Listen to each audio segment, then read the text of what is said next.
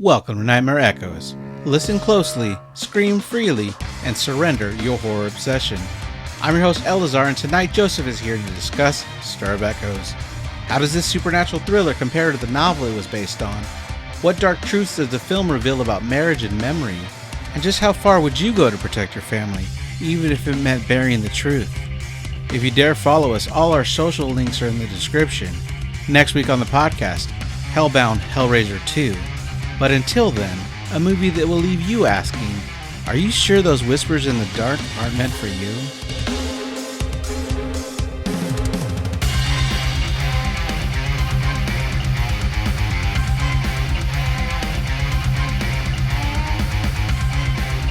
Hello everybody, welcome back to Nightmare Echoes. This is your host Elazar. I'm joined again by co-host Joseph. Joseph, how's it going? It's going well. Cool. I'm excited to cover an old favorite of mine, A Stir of Echoes, 1999. Was it called A Stir of Echoes, the actual movie? I know the book was. The movie's called Stir of Echoes. Okay. The book is right. A Stir of Echoes. Right. Nice. Okay. It's directed by David Coep, who also directed You Should Have Left, which also stars Kevin Bacon. He also did Premium Rush and Secret Window. Secret Window is a Stephen King novella. Is that with Johnny Depp? That is the one with Johnny Depp. Oh, okay. Yeah. Gotcha. Yeah. He's like a writer, and yeah. Okay. Mm-hmm. And someone's like, I do believe you stole my story. Yeah. What? The dude from The Big Lebowski, right? He might be. Among other movies. Yeah, I'm thinking of that one that's a rendition of the Odyssey. It's like Yeah, he's in that too. Brother, Where Art Thou? Brother, Where Art Thou? Yeah, same. Yeah. Coen Brothers. Yeah. Right. Okay. So as we said, starring Kevin Bacon, who is Tom. We know him from Footloose, A Few Good Men, Animal House, Wild Things, a million things. Friday the 13th for horror, and Flatliners. We did that one. Yeah. Catherine Erby as Maggie. I knew her from Law and Order: Criminal Intent. Mm-hmm. Ileana Douglas as Lisa. To Die For and Ghost World. I remember from Ghost World as the art teacher. Kevin Dunn as Frank, and I remember him from the Transformers. He's Mr. Woodwicky. He's been in other stuff too, right? He's a good character actor. I'm sure he has, but that's the one that I remember him for the most. And then Jennifer Morrison as Samantha. Once upon a time, she played Emma Swan, and in Star Trek, she was Kirk's mom.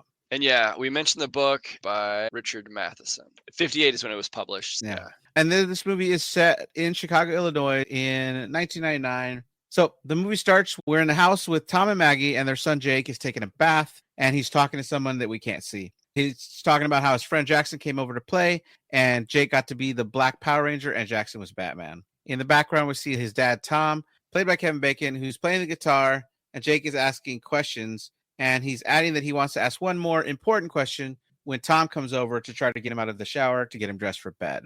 And because he doesn't want his dad to hear the question, he pretends to want a specific set of PJs, ones with bugs on them, not fire trucks. So his dad will go downstairs so he can ask this question. So his dad goes downstairs. He turns to this thing that we can't see and asks, does it hurt to be dead? Huh. He sees dead people, huh? Yeah, right. And yeah, unfortunate for this movie, The Sixth Sense came out 5 weeks before and made a killing in the box office. So it totally overshadowed this movie. And I think now a lot of people like this movie, but I think at the time it just didn't get a lot of viewership. Yeah, it didn't bomb. It made money. It made profit, but it was just, I think it was Phantom Menace and then Sixth Sense for the top grossing movies of 99. Downstairs, we see Maggie, who's Tom's wife, and her sister, Lisa. Lisa is asking Maggie if she can tell Tom, and Maggie replies, if you want to die. Yet Lisa tells him anyway that his sperm still works because Maggie is pregnant. Maggie's not happy about this. Tom pretends to deny it at first, like, you're not pregnant. Yeah. But Lisa's like, you should be saying congratulations. And then it seems like he's either bummed that he wasn't told first, or as we find out a little bit, they're not making it financially that well. And therefore, he might be bummed that, oh no, there's another mouth to feed. Yeah, it's interesting too, because like I was looking up, I don't know if it's average or maybe it's top salary of linemen today. Yeah. Assuming that's what he is. And they make a pretty good penny. Like, yeah. Yeah, she's either a nurse or even maybe a medical care technician. They're making two incomes. I don't know. Maybe the price of living in Chicago is just really high. I think they mentioned that it's only $800. Yeah, that's true. Yeah. Which in today's time is like, oh wow, a whole house for $800? Right. Yeah. Now, no. That's pretty funny. I'm not exactly sure, but he's not excited about this idea. Yeah, he might When have they been like coming up at the time, I guess, and so he's not like maybe full. He's still maybe an apprentice or something. I'm not sure how it works, but yeah. Right. So Lisa's all excited that he's either going to be a Gemini, which Einstein was a Gemini, and so was the Scottish girl from Garbage. Tom, who's mad at her, gives her the PJs that Jake wants and tells her to go upstairs, but she wants to keep going on about it. Like, oh, if he's born later, he could become a Cancer. And he's like, if you don't shut the hell up right now, I'm going to throw you out the fucking window. And yeah, you mentioned Garbage. That's Shirley Manson, the band Garbage. Yeah. Oh, right. People that might not know. Sure. Yeah. Yeah, you put a redhead lean singer. I'm definitely a fan of the band. Yeah. So Tom changes his attitude, fake it till you make it kind of style, goes into the kitchen. He's like, oh, this is great. We should have another kid. I was going to bring it up one of these days. Totally turns around with the response he should have had the first time. He says he's going to quit the band and he's going to just do some overtime at work. And she's bummed out because she knew that being in this band was important to him and something he was looking forward to. But she doesn't want him to do overtime because she says that he's not helpful around the house and he's just miserable when he's pulling all that overtime. Yeah, and like just from what we've seen so far, he's kind of a grouch. So imagine him like sleep deprived, just being more grouchy. Yeah. So he tells her that he wants her to know that he does plan to have some kind of future, and that when he met her, he talked about how he was going to get promotions and be like management and higher up. And he wants her to know that this wasn't just some kind of line. She says she didn't marry him for the money that he was going to make. She married him because she liked the way his ass looked, which is funny. Yep. And he seems disappointed in the fact that he thinks that he's ordinary. And that's a word that he uses throughout this movie. Yeah, maybe you don't want to sometimes careful what you wish for, I guess, you know? Yeah, totally. Tom goes to check on Jake, who's already asleep, to make sure he's covered up, gives him a kiss, and then he turns on the baby monitor. After Tom leaves, we see that he was faking his sleep and he can hear whispers in his room. Jake puts his finger over his mouth and tells them, shh. Outside, we see that they're having a neighborhood party. Tom, Maggie, and Lisa are on their way. Yeah, the party's like a couple of houses down from theirs. So neighborhood guy. Right. At one point when he's sitting on the porch, yeah, you could see the window behind him where he's listening to the baby monitor. So the director's like, I wanted it to appear like they weren't totally horrible parents by going to a party across the street with their baby monitor so they could listen on the kid. And I mean, when they do this scene in the book, they're next door. So right. Yeah. Yeah. On the way over to the party, Maggie says that she hopes that the baby is a girl because she's tired of all these balls around the house. And I can understand that with having 3 boys, my wife would make that same sentiment. Lisa wants to know the odds of there being a reasonably educated single man at this thing. And she adds that she doesn't mean a GED. Maggie asks if it matters if he's on the boner pill. And Lisa says that she wouldn't look a gift boner in the mouth, which I thought was funny. And I've said it. I think Lisa has probably the best lines throughout the whole movie. She's a great comic relief, even though she's a smaller part of it. Yeah. But I think she plays a good role. Yeah.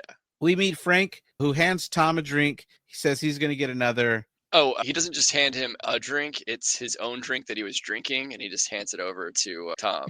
And Tom then sees no problem with it. I guess he starts drinking it. I'm like, I'd rather have my own fresh glass of beer from a keg. I guess it's pre-COVID, you know? Yeah, it is pre-COVID, but I mean, still, there was meningitis. There's all kinds of things still going around. It's not like you're right. I don't know. Working in the medical field, I kind of think of these things now. I'm like, no, you're not wrong.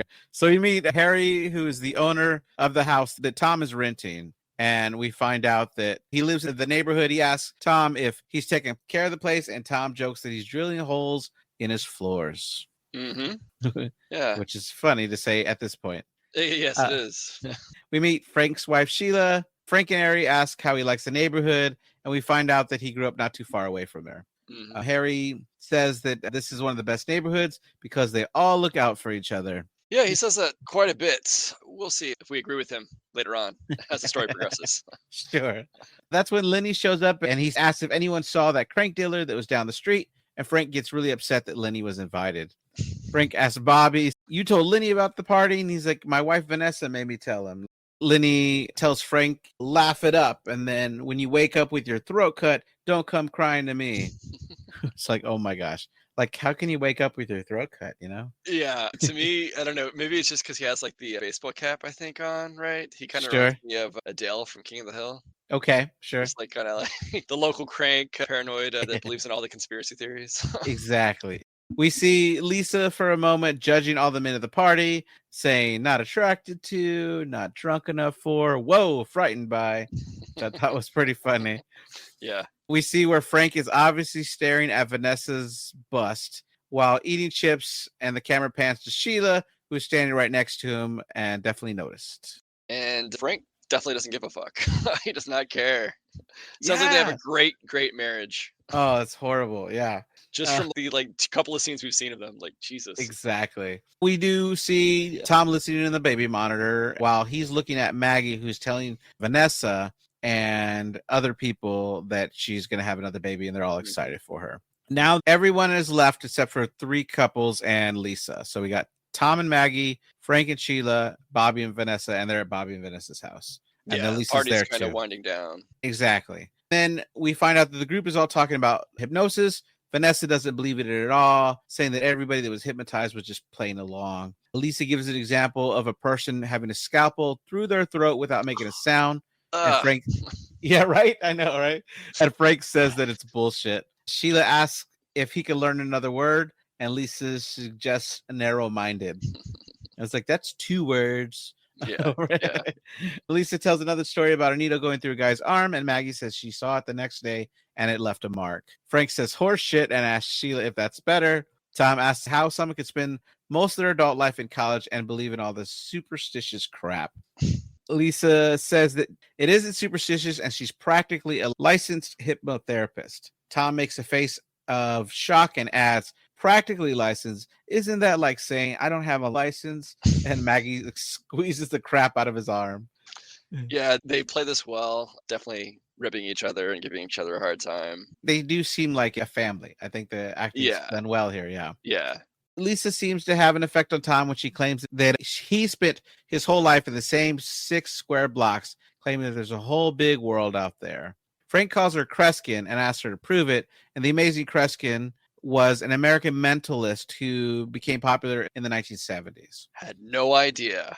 Yeah, I had to look it up. Yeah. Frank suggests that she hypnotized someone, and Tom very excitedly volunteers. Lisa turns him down, saying he's hostile, but he argues the point, which doesn't seem to help his case. Bobby tells Tom that he does seem hostile, and Maggie's ready to leave, saying thanks for having us. Tom pulls Maggie back down and says that he wants to be done. And Lisa says she shouldn't put someone that has been drinking under hypnosis. He laughs and says that he could do it, educate the savages, and he claims that he will follow all our instructions. And he ends the line by saying, what's the worst that could happen? Again, dude needs to be careful on what he's like taunting now.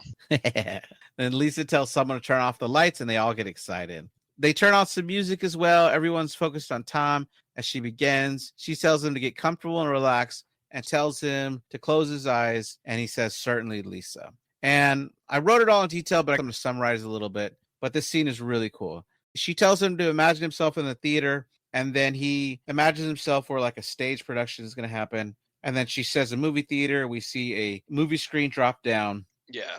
She tells him that the walls are black and the chairs are black, and this awesome digital effect looks like paint's coming down the walls, and it looks like all the material on the chairs is being replaced with black material. Like a shadow sweeps over, and then yeah. Yeah, it's certainly good. And she tells him that he's far in the back. We see him zoom out, and then he's slowly getting closer. And she says it's really dark in there, so then it gets dark, and all you see is the screen. Yes. Bright white.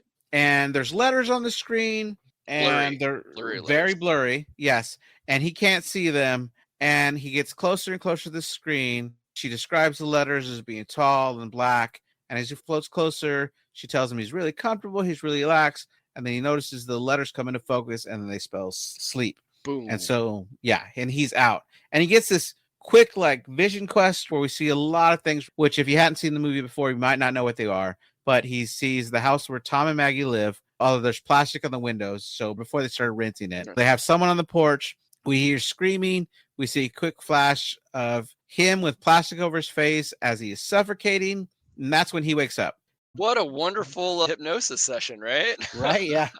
He wakes up saying, "What the hell was that?" And everybody starts laughing. He doesn't know what happened, and Maggie wants to know if he's okay. Vanessa thinks that he was faking it, and Frank is saying that it's the weirdest thing he's ever seen. Lisa tells Tom congratulations because he's one of the lucky 8%, and points out that only 8% of the population can go that under what she calls freaky under. He's super thirsty, starts chugging a beer like crazy. Anything else you want to say about that whole scene? It's yeah, I agree. Like the whole like theater setting, it's like definitely like puts you in that mood of just kind of lulling you. You're kind of like, I don't know, as a viewer, you're kind of like tense, like what the hell's happening? And then yeah, One piece of trivia I want to add is that the director had a lot of trouble making the words blurry enough. yeah, He said, "You would never think that I'm ever going to have a problem making a movie that it's not going to be blurry enough, because it's always like, hey, you need to focus, you need to focus." But he had to like do an extra digital effect, and he swears on the DVD that it's still clear enough, like because you get this sharp, beautiful picture that you still could kind of make out that it says sleep before you're supposed to. yeah. So the group goes on to tell him that he had a safety pin stuck through his hand. He was told to bleed on only one side of it, which he did. Frank goes on about how he started crying about this bully that used to pick on him when he was a kid named Joey Luca. He says he forgot all about it. Frank's making fun of him, but Sheila hits him and he changes to, "It was very moving, Tom." One interesting part in the book here, they had gotten him to subconsciously go and put a shoe in the fridge. Yeah. And that was like the big trick. And so when everybody's like staring at him waiting, and so when he does it, it takes him a second to realize what he just did. He just did, yeah. And everybody busts out laughing. So it's like one Yeah. small difference. It was kind of funny in the book. So it's later that night, and he's struggling to get some sleep. Yeah, he looks at the clock and it is 1:11, which Okay. I don't know. It's always kind of eerie when you like randomly look at the clock and it's like, oh, it's 2:22 or 3:33. Sure. It doesn't mean anything. I don't think it does, but yeah, it's Right. just kind of it's Uh, more of the like the middle of the night. So he sees some flashbacks of the events as they described it to him, including the needle being heated, him floating in the chair in the beautiful theater, and getting closer to the word sleep. Hmm. Now it's 2:26 in the morning. Maggie starts to cuddle him to get in the mood. It doesn't take much for him to join her, and she climbs on top of him. He's starting getting these uncomfortable flashes of back when that house had plastic on the windows, as we're having this like softcore sex scene. The director said he definitely wanted to go harder, but he says that he's always fascinated by the fact that in movies, women are always on top, because he thinks it's because you're able to see their breasts better. But so that's what he did with this character, Okie dokie. which is the part in which he decided to include in the commentary. So it's interesting. But Interesting. his visions that he has show blood splatter on a wood floor, then her fingernail breaking completely off Ah! and being tossed across the floor. Sorry, Which yeah.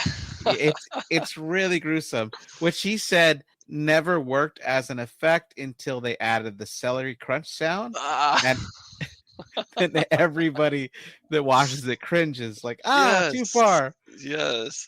I mean, it's not too far. There's far worse movies that have Oh, you're far right. worse body horror, but it's just I think this is just enough to get that reaction where it doesn't gross out people and be like walk out of the theater. It's just like, oh, it's just only a second or half a second that you see that happen, but it's just like, oh, it's just enough. Like, ugh, yeah, He not rudely kind of gets her off of him, says that it was weird. She jokes around that it wasn't weird, that she could show him weird. And then he felt like he was being attacked. And she's like, whoa, like, hey, I don't want to take offense to that, but what's going on here? Then he says he'll be right back. in his defense, like he just woke up out of sleep. You're probably you didn't get a good night's sleep either, so you're gonna say things that can definitely be misinterpreted. He's not saying anything like Yeah. that, but yeah, it might be a little sensitive. It's intimate times, and people get sensitive about that shit sometimes. So hey, Yeah, he goes in the bathroom, he starts taking pain meds, which is something he does through this whole movie because he constantly has headaches. yeah, that's how they show it. Because like correlation of the book, it kind of shows the character's inner thoughts about headache and pains and cramps and stuff. They use the pills, I guess, to kind of represent that. Sure. He takes a drink from a glass of water, puts the water down, sees that there's blood in the glass. He looks at his tooth and he's able to pull his tooth out. Yeah, it's its Dro- front tooth.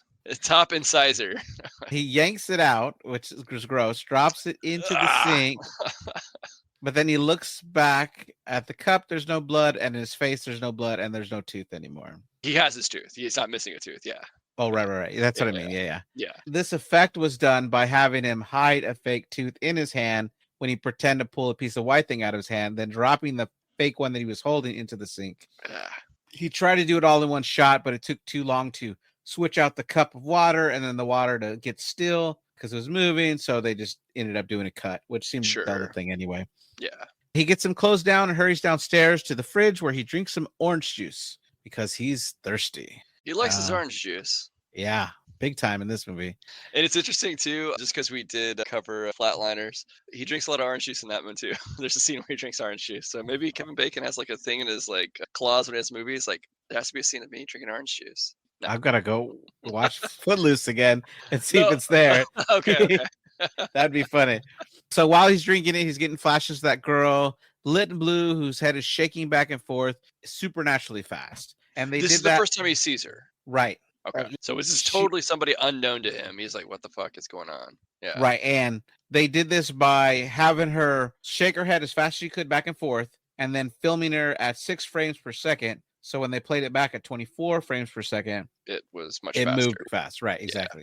Yeah. He heads over to the couch and we are watching from the right side of his body. Like that's where the camera is. He leans forward to grab the remote, turns on the TV, sits back. And when he sits back, the girl is there reaching out to him. And her movements Voiceless. are very, yeah, right, exactly. And her movements are very jerky. Mm-hmm. He jumps off the couch. She tries to say something, but he can't understand her. So he mutes the TV to hear better. And he looks back and she's gone. Yeah. It's a little bit startling. Not scary, but yeah, just definitely you're taken back a second there. Yeah. He walks to go back upstairs, and on the top of the stairs is Jake. Jake tells him, "You're awake now, Daddy," which has two meanings there. One where like, hey, what are you doing awake in the middle of the night? But one is now you can see what I see. Yeah, you got a little bit of ESP going on or whatever. Right. Tom tells him that he just doesn't feel good. He sits down at the top of the stairs next to him. Jake puts his fingers on his dad's head in a way that seemed like he might be trying to read his mind. Yeah, it's like on his temple. And then he says, "Don't be afraid of it, Daddy," which is super creepy. It's super creepy. Yeah. So the next morning, Tom is getting ready for work and explaining to Maggie what happens. And we see that Jake is watching what they call his monster tape. We turn to Tom, who's telling her about the woman. She asks if she was someone that he dated before. And he's like, "You're jealous of my hallucination?" And she's like, "No, I want to know if you fucked her." Yeah. Or something like this. Yeah, she's a little bit more blunt and straight to the point. Right. And he's like, "Wow, you are pregnant." But then when she says it, "I want to know if you fucked her," he rams his foot into the chair on accident or stubs his toe. And he's like, "Fuck." And she's like, "Watch your mouth." But she was cussing too. Yeah. I think to both of them, Jake was kind of oblivious. He was in his own world. So yeah. She tells him to call Lisa. He says no because she was the one that fucked with his brain in the first place. Maggie says that she could unfuck it. Yeah. Later, he's working up on a telephone pole and he's tapped into the call with Lisa. She's asleep, but he wakes her up and he asks her if she planted a post-hypnotic suggestion. She acts offended, saying that she's definitely done this before. He apologizes, saying he was just making sure. And then she adds, "It was just a harmless one anyway." He's like, "Lisa." She says that she told him that from now on he should be more open-minded. And he's like, "What is that supposed to do?" And she's like, "Hell if I know. I've never done it before," which is so messed up. And so she says that it's just supposed to open a door to the world around him. Therapists do it all the time to unlock repressed memories or latent abilities. And for him, that should just be old TV reruns. But it seems like it's a latent ability. Right. Interestingly, the director pointed out in this scene that as the conversation goes on, the camera zooms out more and more to show the Chicago city, to show that his world is growing bigger, like symbolically. That's pretty cool. And so they actually shot him like in a cherry picker thing up on that actual telephone pole? Either that or they just had a high angle to make it look like he did. Okay. I didn't know. I mean, I guess if it's safe, people obviously work on those wires all the damn time, but it's like, sure. So he gets off the phone and gets back to work. Lisa puts down the phone and it rings again right away. And she says, "No more calls for Lisa." And the machine gets it. It's Maggie leaving her a message asking if she could possibly babysit for Friday night. Jake is in the room with Maggie, eating cereal and talking to a disembodied voice. We don't hear the voice, but yeah, he's just talking to somebody, carrying on like an imaginary friend. Right. And Jake says to the voice, I told him. And then he says, what's their name? Then Maggie, who's still leaving the message on the machine, says that she could ask her mom, but that she'd have to hear about it for a month. Everyone else who normally could do it isn't free. Jake speaks up and tells his mother, call Vanessa. And when she asks him to repeat it, he says, call Vanessa and ask about Debbie.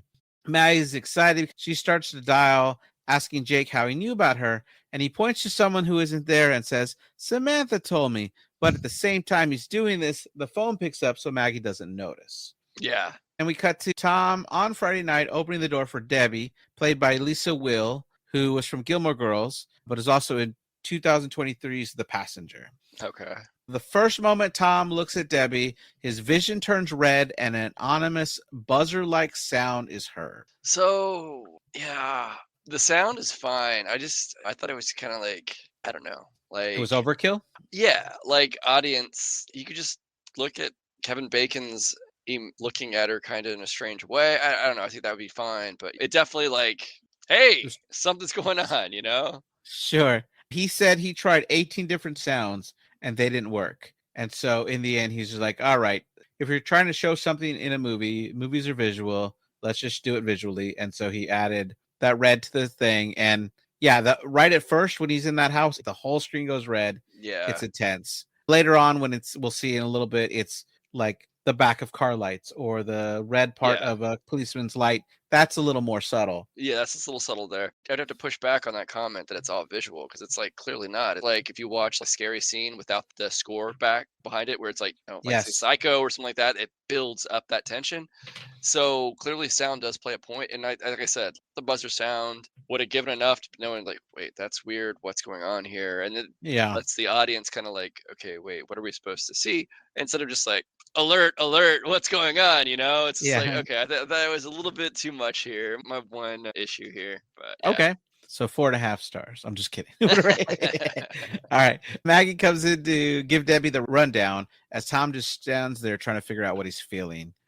Tom sees the next red flash when she tells Maggie that she brought a book, which is The Shrinking Man by Richard Matheson, who also wrote the book this movie's based on. Yep. Which is where the director comments that this works because in his world, there is a man named Richard Matheson that wrote a lot of books, but wrote every book that he normally wrote except for A Stir of Echoes. Gotcha. So, which is just like a funny little thing. Yeah. And it can get complicated in other movies where a character, like in the background, there's a poster for a movie that they're also in. Like, how would that character see that movie and not go, hey, that's me? Does that happen? Yeah. So in The Lost Boys, there is an advertisement for the Goonies behind the Frog Brothers. So he would have had to at least seen his face on that poster and realized, like, hey, that's me. How is that me on that poster? That was just a goof. They just didn't realize that it was in the background. No, that was like a fun homage. Like, hey, we put the Goonies in the background because Corey Feldman's in this. Okay. But if you think meta-wise, yeah, is this a Goonies and Corey Feldman's not really in it? Or, you know what I mean? Like, sure. Yeah. I don't know. Anyway, it's just fun little meta things. Yeah. So upstairs, Tom's taking more pain medicine, and he asks where she found out about Debbie, and Maggie tells her Vanessa uses her, but so does the whole neighborhood, so she's fine. She checks out. On the way to the football game, which we see the whole town seems to be walking to, Frank is bragging about his son's skills, but Tom is distracted by all the red on the back of every car they pass. I just want to preface, but yeah, like this next scene basically cuts in and out back to the babysitter and back to them. Right. There's a lot of drinking on the way there. Frank is asking Tom what he did in high school, and he said piano mostly. Frank goes on talking about all the tail that his son is getting, way more than he got at his age, because that is number one on Frank's mind. Yeah. And I guess that clearly alludes that Tom was a musician and Frank was probably a jock. Right. Frank makes a comment about how hot a woman is as she walks by. And we cut to both their wives who are just like a few feet behind them. And she, sounding a little drunk, says, why don't you just lick them when they walk by? Which is kind of funny, I think. Yeah. Debbie is looking at the baby monitor on the coffee table, sitting back to read her book. Sheila tells Maggie that Frank claims that he walks around with a hard-on 3.5 hours out of every day. And Frank tells Tom that Sheila, one of these days, is going to find his 38 and pop a cap in his ass. Referencing the book there? Totally. Then Sheila tells Maggie that Frank would stick it in a bowl of soup if it was still warm, which is sort of They like have American Pie, such yeah, they have such a loving marriage, man. right? Such a loving marriage. Tom notices the red flickering lights on a police car's roof. Maggie comes over to ask if he's okay, and he says he's fine. Now they're the big crowd at the stadium. Tom takes a drink finally that Frank offers him, so they're sharing more alcohol here. The This same time drink it's you get to liquor, not beer, so I assume the harder alcohol content would, kill the I don't germs. know, kill most of the germs. I don't know. There you go. But like, if Frank's, I don't know, maybe he's all talk and he's not doing anything, but if he's doing stuff, I don't know. Yeah, Catching a lot of diseases out there. he could be. Yeah, I see what you're saying. So Debbie listens on the baby monitor as Jake says, "You scared me," and then says, "I don't know. I haven't seen her yet." Debbie walks to the stairs, and Tom is ready to tell Maggie that something is wrong. Debbie makes it to the room as we see Maggie passing a security checkpoint. Jake tells Debbie that Samantha told him that it's always dark where she is, and she asks him to repeat who he said, and he says Samantha. We now have Tom going through the checkpoint while Debbie is asking Jake if he talks to Samantha a lot and where he talks to Samantha. And he says all the time, and he speaks to her right here in this house. She tells him that he's a liar. And the moment that she grabs him is when Tom realizes that she plans to kidnap him. Yeah, Debbie's getting pretty frantic here. Yeah.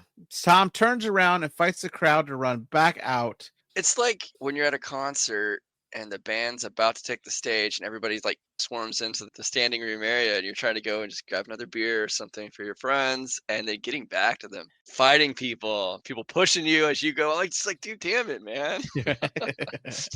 We see Tom running with Maggie following, and I notice that, man, he looks here like he can run freaking fast. I mean, yeah, Kevin Bacon's been in pretty good shape most of his life, Right. His acting career at least. Maggie follows. She catches him. She tries to run inside, but he stops her because he says he's already checked. He's not there. He starts running. She asks him where he's going, but he yells, "I don't know." But the red lights seem to lead him, and they end up at Logan Square train station. And Tom tells Maggie that he's in there. Yeah, so like the lights, like, I mean, if they just use the lights on like the tail lights and the police lights and stuff like that, and then like leading him there, I think that would have been enough.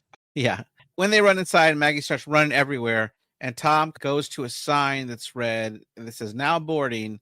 And then he seems to sense that Jake is behind him, says the name out loud, and Jake says, "Daddy." Debbie says that's him. And she's at the place where you would buy tickets. Yeah. Tom tries to calm her down, is able to get Jake out of her hands while she's screaming. And she's asking, like, "Tell me where she is. Tell me where she is." The woman behind the register comes over. So do the cops. He says that she took my child. The cops believe like the child doesn't look like he belongs to you because you don't look old enough. And he asks, "Where are you taking my child?" And she's like, "I wasn't taking him anywhere." He's like, "Then why'd you take him to a train station?" The mom jumps in saying she brought him here because I'm her mother. And then she starts saying the kid said that he talks to Samantha all the time. So then the cops ask who that is. And the mom says that she disappeared 6 months ago. There's an open case, but no one's returning in their phone calls. And they have no leads on where she would have gone. People think she ran away, but they don't believe that. And Debbie's like, no, they know who she is. Ask them questions. So they pull out a picture. The cops do humor this, saying, "Do you recognize the girl?" Tom, you can see in his face that he does, but he doesn't want to say anything. Then they ask if they want to press charges, and Maggie says yes. At the same time, Tom says no. Yeah. We cut to them walking up the stairs. She's holding Jake, and she's like, "Are you crazy? What happens to the next people she babysits for?" And Tom says that the girl in the photo was the girl that he saw in his vision. Yeah, and I want to say Jake is what, about 5? Yeah. I don't know. If you're taken by somebody and you're a total stranger, you've never met this woman before, he's not crying. He's not in any distress. I don't know if that's a goof or if it's just that's how he's supposed to play this. Because it's alluded, obviously, that he's talking to Samantha. Like maybe he knew he wasn't in any danger, so why be scared? I don't know. I think you're right. I think maybe Samantha says, "Hey, don't worry, you'll be fine. She's not going to hurt you. It's just my sister. She doesn't know what's going on."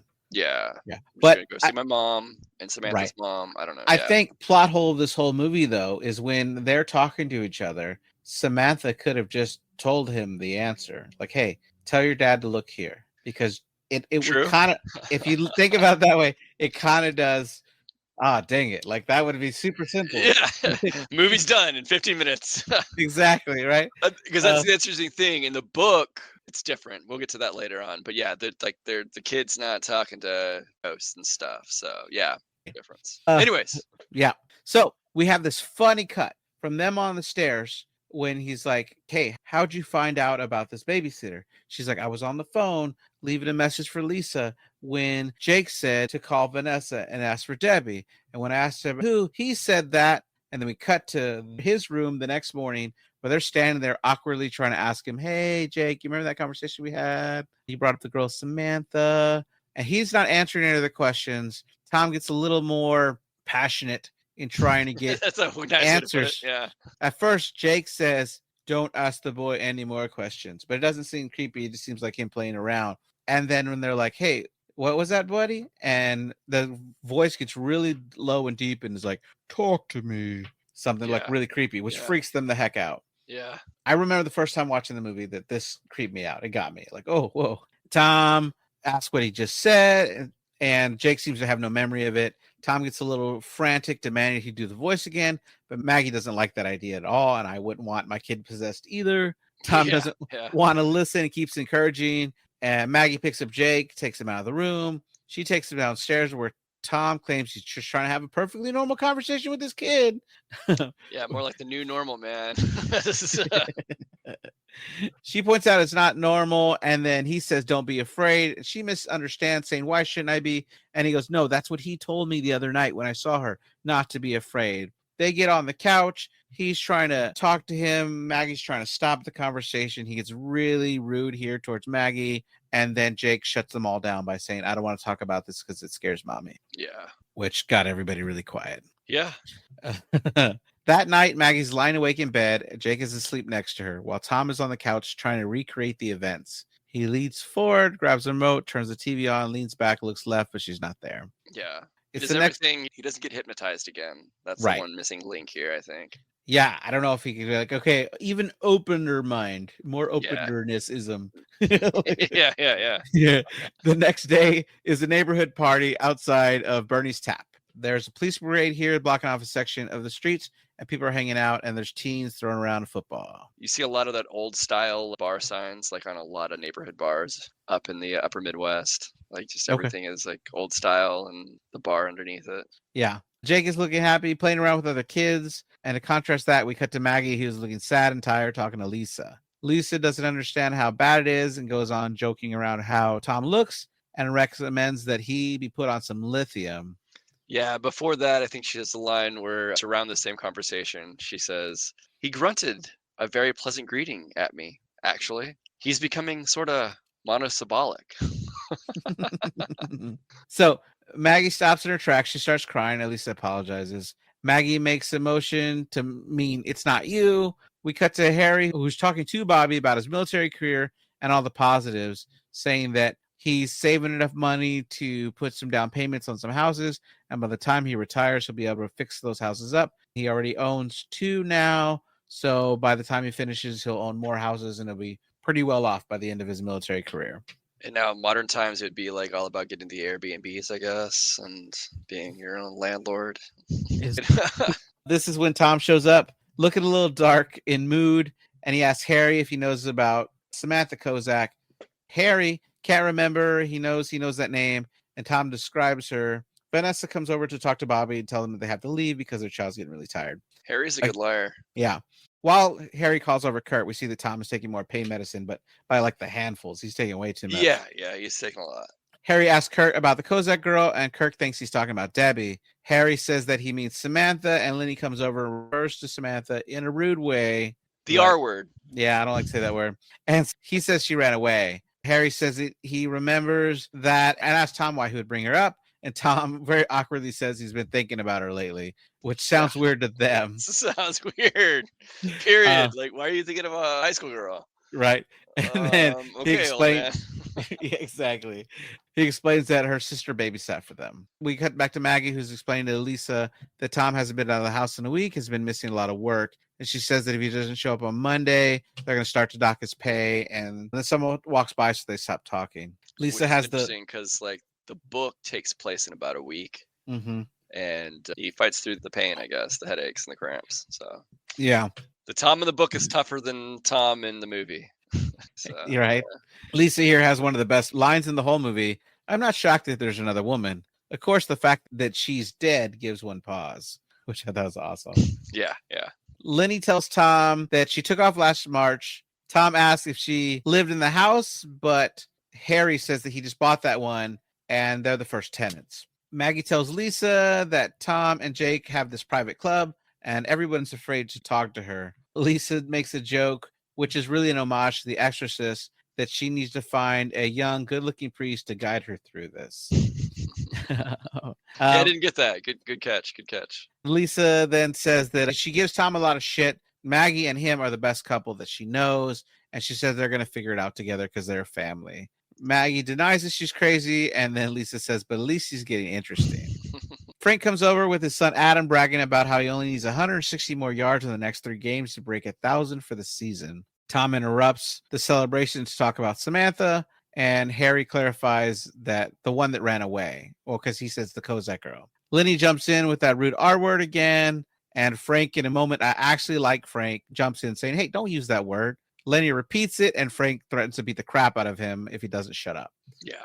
He gets interrupted by a football pass that knocks someone over, and a fight breaks out, maybe because his beer got spilled, I'm not sure. And then we cut to Sheila, who sounds drunk, saying, someone's always got to ruin it. I mean, you can't blame her for her vice when she has a neglectful husband who, does what he does in front of her, doesn't care. That's right. Yeah. Then we have this cool vision scene. It's 10:27 a.m. when Tom wakes up. He goes to put on his boots. He can't find one of them, and the other one turns out to be under the couch. He walks back upstairs to see a post-it note from Maggie that says that her and Jake went to the park. And downstairs, he sees Frank in his living room saying, they're going to kill you, Tommy, you and Maggie both. Frank goes outside to sit on the porch, and Tom asks him why he would say something like that. While not looking at him, he replies, this is a decent neighborhood. Tom nods in agreement and asks if he's okay and asks if Sheila's home. When he doesn't reply, he says he's going to go see if Sheila's home. On his way there, there's no score. We hear a woman across the street yelling for someone to get in the house, and we hear a car horn honking. We see a postal woman en route and passing by a dog in a yard. He knocks on the door, and inside, Adam tells him to come in. Inside, Tom is asking Adam if his mom is home because his father is, and he's cut off by Adam, who's holding something behind his back, and asks if Tom wants to see what he's got. Surprise! It sounds like a little kid here. You want to see what I got? Yeah, I got a surprise for you, mister. He pulls out the earlier mentioned 38 caliber 6-shooter, and Tom is worried, asking if that's one of his dad's. Adam says that it isn't today and asks if he can come over to him. Tom said that those things make him really nervous, and Adam said that this is going to make you really nervous. Points the gun at Tom. Tom holds his hand out like if he could stop the bullet with his hand. Adam then turns the gun on himself, shoots himself in the side, and then the scene clips with him rubbing blood all over his face with a crazy smile, and then this vision ends. And then he wakes up. Yeah. It was a dream. But when he wakes up, it's 10:27 a.m. Mm-hmm. Downstairs, he goes to put his boot. He finds one, and he says, don't let it be under the couch. But it's there. He says, oh boy, like he's in the beginning of a Quantum Leap episode. Did you ever watch Quantum Leap? Oh, yeah. I would say 95% of the episodes, he starts with an awkward situation, and the character, Sam, says, oh boy. So he runs upstairs, sees the same post-it note. Then he goes downstairs expecting Frank, but Frank isn't there. He walks the same way to Frank and Sheila's house, and he hears the same woman, the same car honking, sees the same postal woman, and passes the same dog. Glitch in the Matrix, man. He looks as the dog starts to bark at the postal woman, and then he starts running towards Frank and Sheila's. He hears the shot and yells for Adam to open the door because this time it's locked. He looks inside the window. He breaks it open the porch chair. He climbs in to sit next to the body. He isn't sure what to do, so he's just putting his hands on the wound and yelling for help. Yeah. There's an interesting glitch in the Matrix, as you put it here, that the director pointed out, that when he breaks the window, there's a Virgin Mary there. When he clears the glass away, it's gone. And then when he's stepping through, the Virgin Mary's back. It shouldn't be up on the window again, but it was like an editing mistake. They didn't want to knock it over, I guess. Maybe somebody was Catholic or something. Could be. Someone put it back up. Yeah, yeah. And they didn't want it knocked over when he puts the chair to kind of get the, the edge Oh of the yeah, glass. maybe. Yeah. Yeah. We cut to Frank and Sheila arriving as they're driving fast in the car. They jump out and they're held back by EMS personnel. Adam is in the stretcher and they're trying to get him into the ambulance. Tom and Maggie and Jake are all watching from the front steps when Kurt runs over to see him. Front steps of their house. So like, yeah, just Right. up the street. So Yeah. down the block. Right. Yeah. Yeah. Maggie tells Tom that she's going to take Jake for a walk so that he doesn't have to see all this. Yeah. And we see this where she's being a really fun friend and he's doing this jump, skipping and spinning, and she's mimicking every movement. He's walking backwards. She's walking backwards as well. It's a lot of fun. Yeah. They end up at the Oakwood Cemetery, which is located at 1035 East 67th Street in Chicago. Jake starts talking to a statue. And Maggie's still mimicking everything he does, looks up and says the same thing, but when she sees what it is, she stops. Interesting. Do you know the significance of that statue or the meaning? Or is it just a monk No, with a very low-hanging hood? Right. I'm assuming that he's seen some spirit that's connected to it. The only thing I know about it now is it's on sale on Facebook, that some guy bought it from the movie company and he's had it for all these years and he's willing to sell it to somebody for the right price on Facebook, which I think is hilarious. It's not an actual statue that was in that cemetery. No, that's a prop for the movie. Oh, okay. Jake hears bagpipes saying that they're beautiful and runs off without asking. Maggie is stunned and it takes her a few seconds to realize that she's got to catch up to him. Jake arrives at a Chicago police officer's funeral and slows down. One of the officers who senses Jake slightly turns and using his hands gives him a little salute wave, and Jake waves back. Yeah. That's when Maggie pulls Jake away. Now they're running through the graveyard and he says, "Wow, this place is cool," which always made me laugh because I think he's seen a bunch of spirits. Okay. I don't know. Like rules to ghosts, like vampires have rules, zombies, all like the supernatural horror monsters, right? So does this movie, like one that comes to mind, Beetlejuice, right?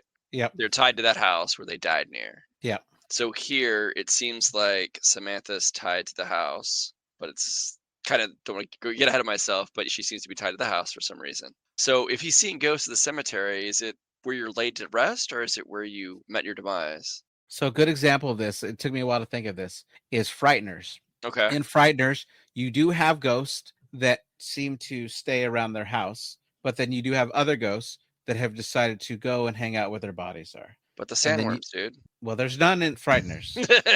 Then you have some that roam around everywhere. So I think in this world, it could be either. I'm trying to remember. It's been a while since I've seen Sixth Sense since we mentioned it. But yeah, Bruce Willis is walking around with a kid all the time. So yeah, that's true. Yeah, that's true. yeah.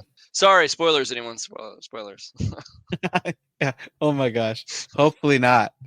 Maggie looks back to see the funeral's over and the cop is walking towards them. She asks Jake if it's time to get lunch, and he's fascinated by some metal marker in the ground.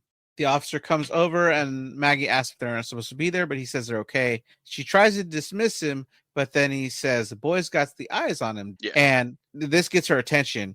And he points at his eye and says X-ray. He knows that she doesn't have the gift, and so he says it must be daddy, and she nods. He gives her his card saying to give it to him, and he could come see them tonight, and he might learn a few things. The officer bends down, rubs Jake on the head, and says, "Bye, Jake." And Jake smiles and says, "Bye, Neil," which shocks Maggie. Yeah, because they didn't say or introduce each other verbally, so clearly it was all mentally here. Yeah. In the book, there's some scenes where the kid's name is Richard, and Tom and Richard, I think, at a breakfast once where they're kind of talking. Because Richard is like, I think, like he's still younger than 5, right? I think he might be 3. Okay, yeah, he's younger. Something close to that, yeah. Yeah. So they're talking as much as a little kid can talk, basically, but they're communicating mentally, and it irritates the wife in the book, Anne. Yeah.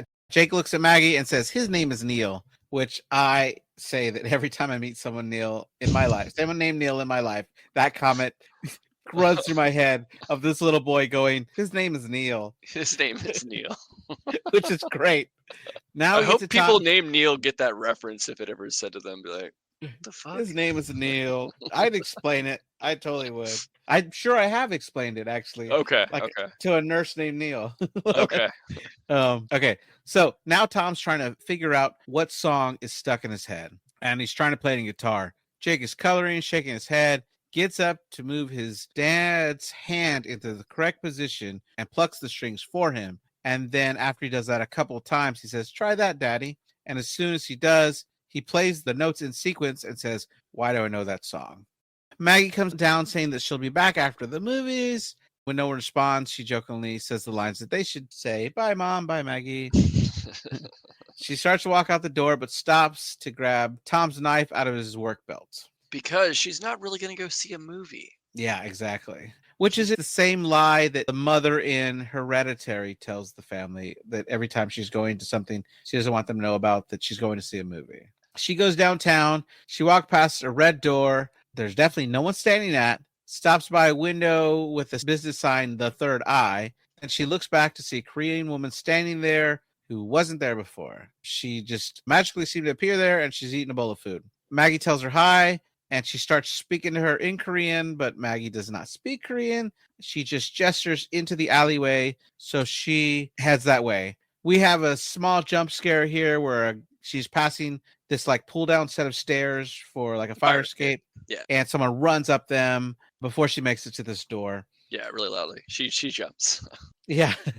She knocks on the door. Someone opens it. She says that she's looking for Neil. While that person goes to get Neil, the door's kind of left open and everybody inside starts to get bothered by the fact that she's there. Yeah, doesn't really explain why. I think they say close the fucking door. Yeah. And I don't know her and get out of here and stuff like that. Okay. So I think these are just a lot of people that have been dealing with these problems. Sure, that could come as intrusions for sure, as it's kind of intruding into his mind. Right. Yeah. And So- clearly he has missed work for a week, so clearly if you're not ready for it, as Neil sensed, then yeah, it's definitely can Ruin mess your whole life. up. Yeah. Yeah. So Neil comes out and they eventually close the door because everybody's yelling. He steps outside. He says that I told you to bring the child's father. Mm-hmm. And she says that he would get upset if she knew. He asks what happened to cause it, if he was in a car wreck. Did he see a child dying? Did he kill someone? She says no, that he was hypnotized.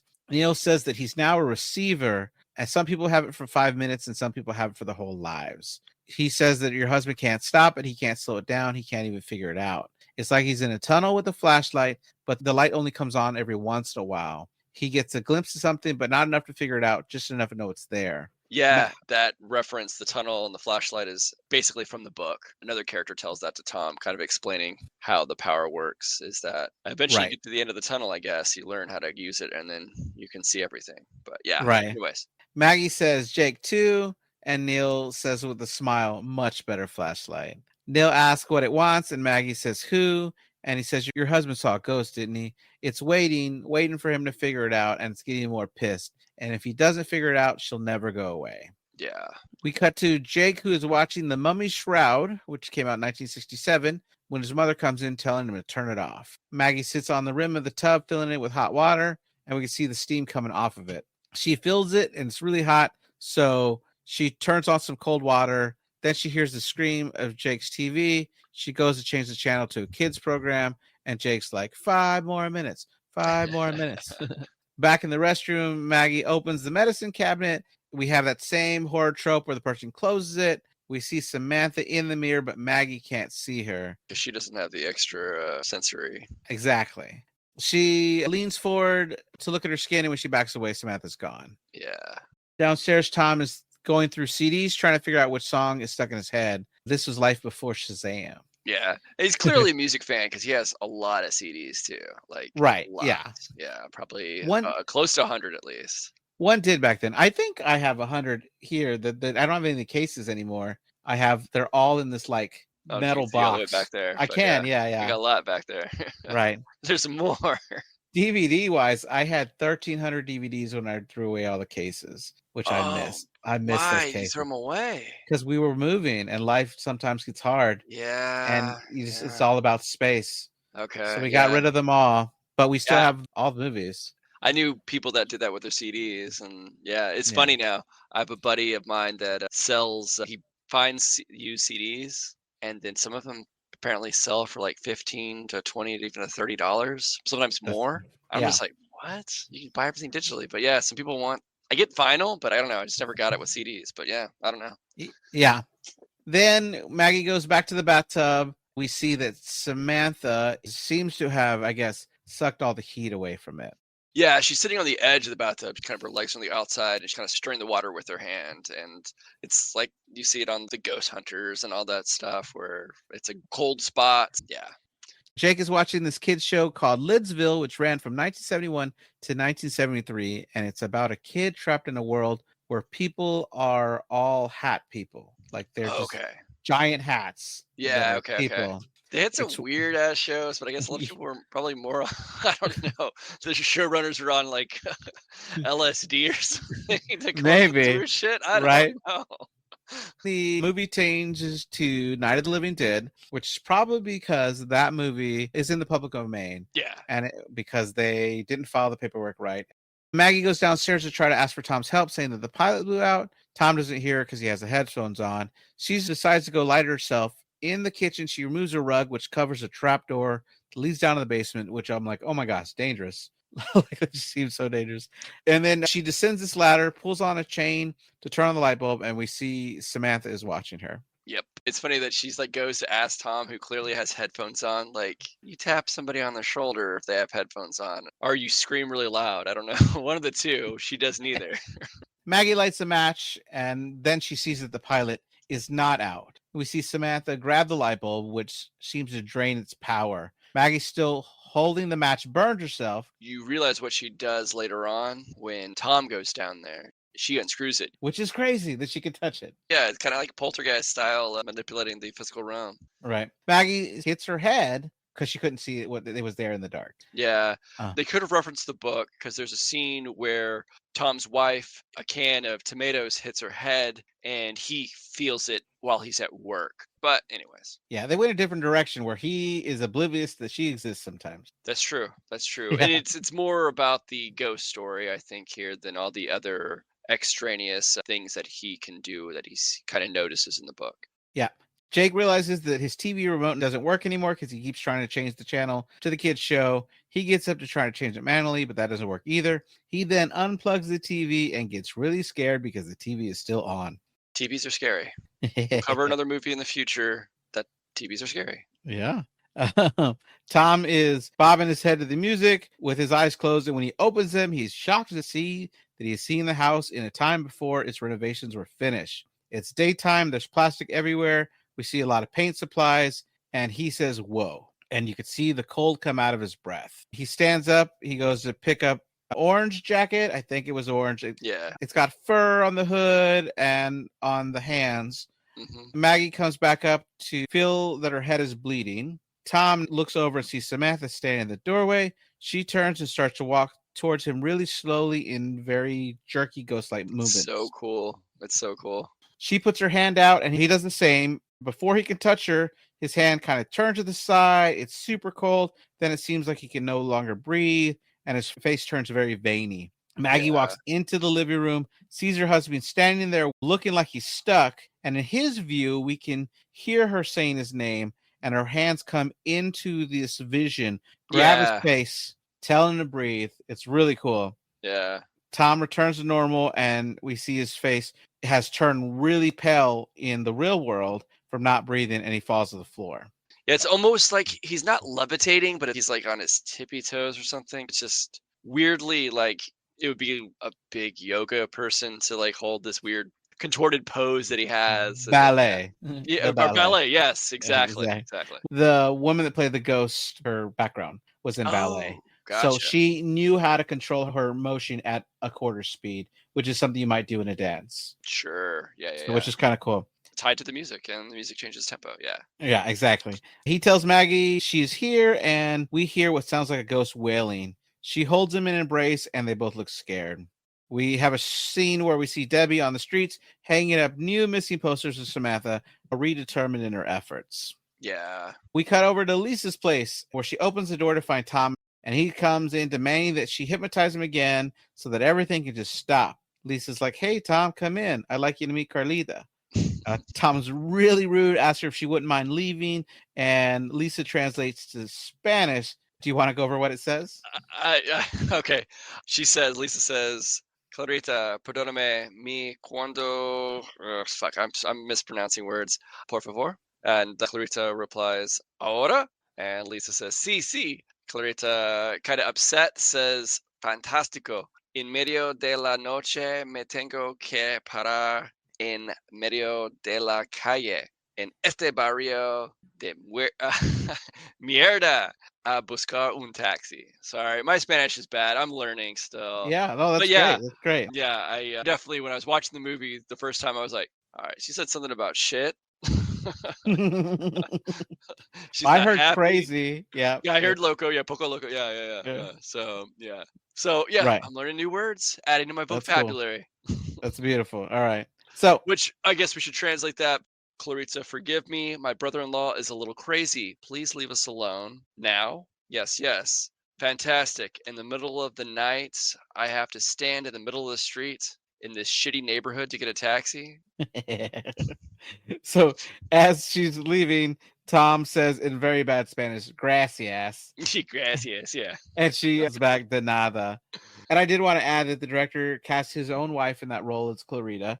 And he said he was subtly hinting that Lisa was gay. Although, based on the other scene where she was trying to find a man, I think she's obviously bi. But he said he was very subtle, and a lot of people picked up on it that that's what he was trying to do in this scene. Sure. Sure. And That's for her to determine, her character to determine. But yeah, it right. definitely gave me like, I don't know. Yeah, that's what I thought. But yeah, until you Yeah. said that, I'm like, oh, okay. But he said that it takes a real man to cast his wife as a lesbian, which I thought was funny.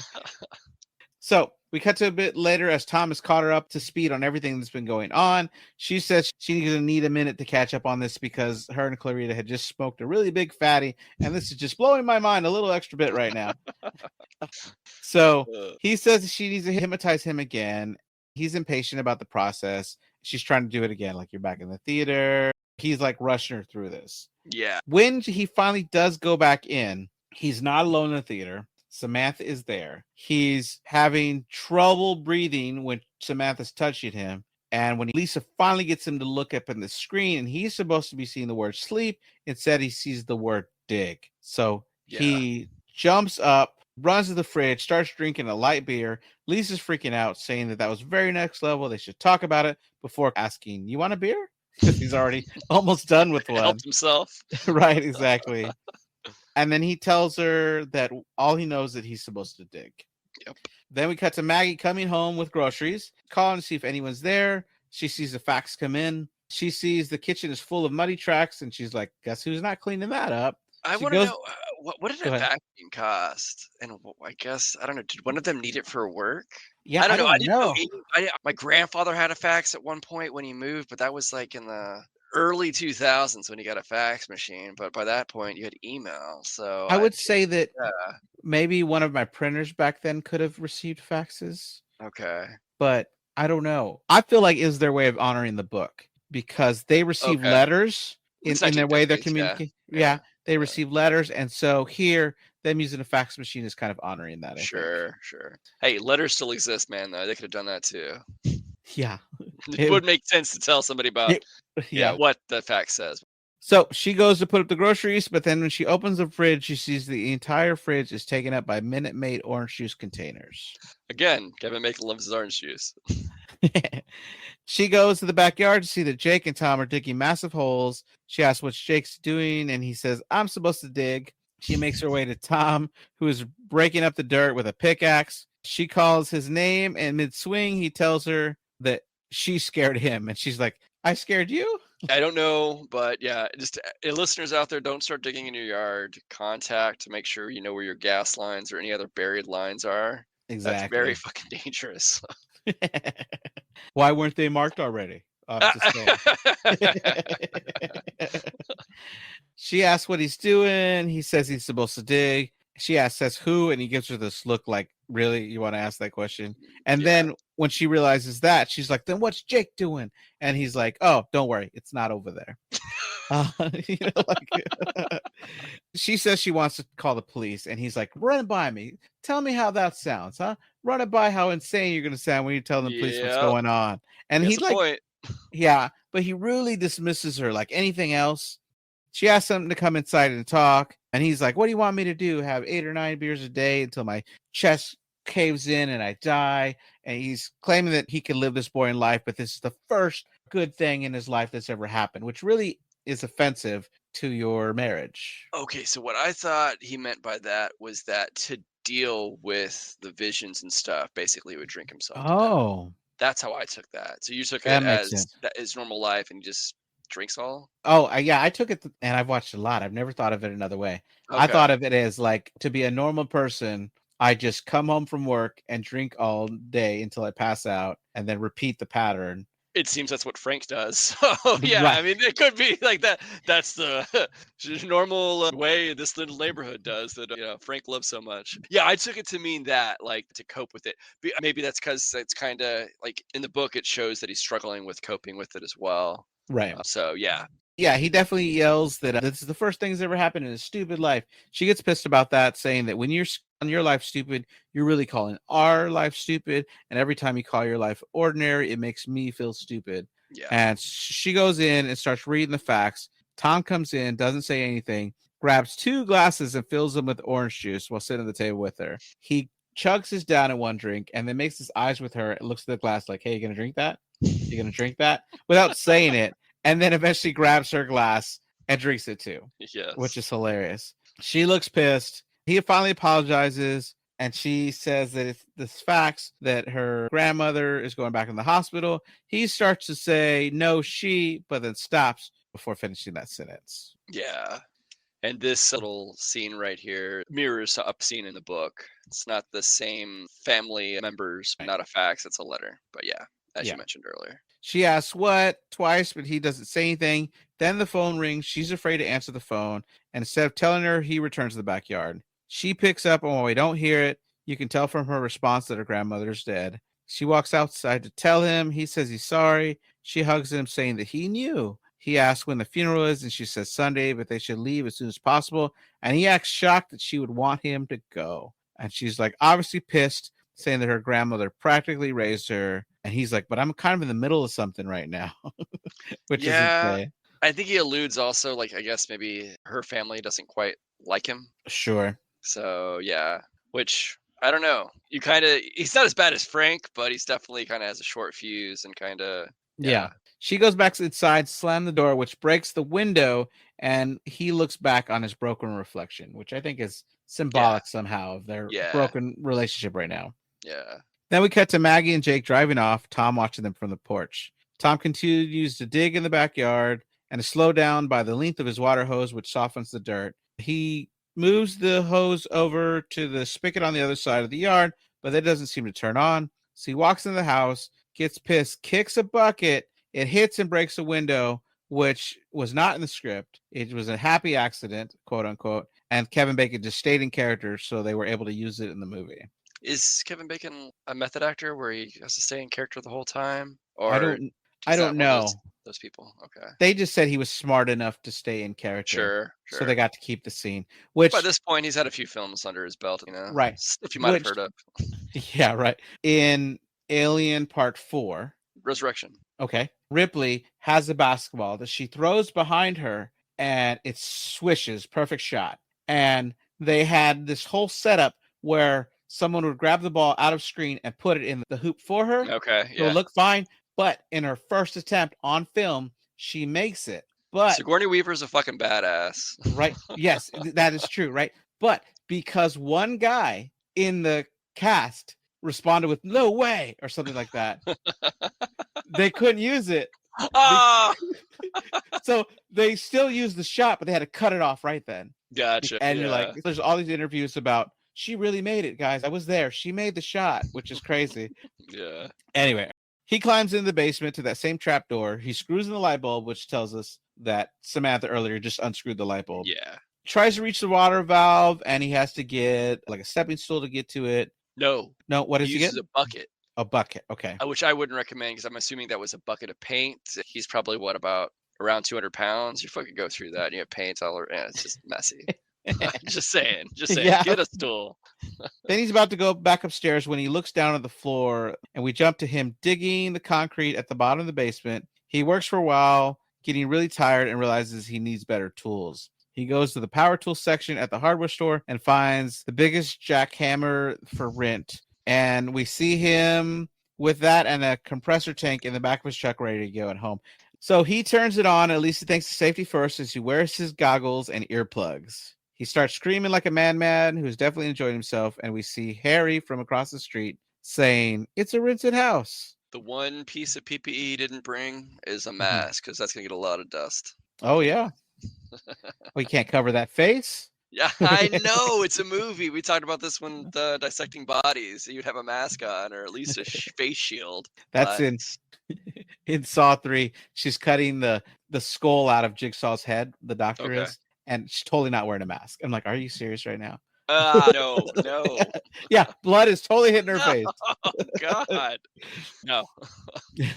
At the wake, Jake seems really unhappy. He's drawing in a book and he keeps ripping up the drawing. Maggie's trying to call home, and Tom does finally answer. He asks how the family is, and she says they're all drunk and fighting. He says that he's sorry that she couldn't be there, and she says she's sorry that she left without him. He tells her he's done with digging, and she says that she shouldn't have left him alone and that he should drive up here and he could be here at this time of night in an hour. He says he can't because he can't use the truck for personal trips, so this is his work truck. Yeah. So she says that she's going to go drive over there, pick him up, and then come back. And he tries to tell her no, but she hangs up the phone.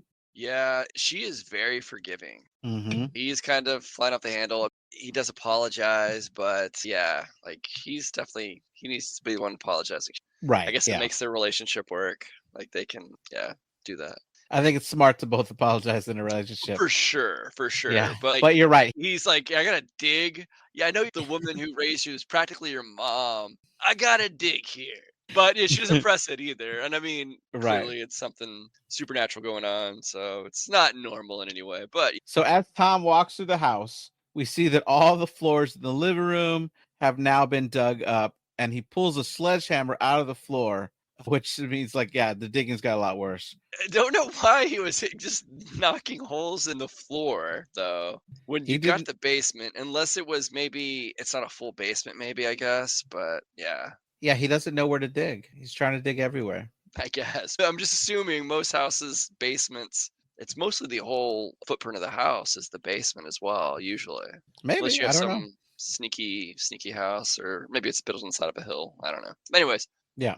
So Maggie goes to get Jake, who's sitting with Lisa, but he says he's too scared to go home and he wants to stay at Uncle Steve's house. Maggie says, why is he scared? And he says, because of the feathers. And she doesn't understand and he can't explain it. he doesn't understand either. Yeah.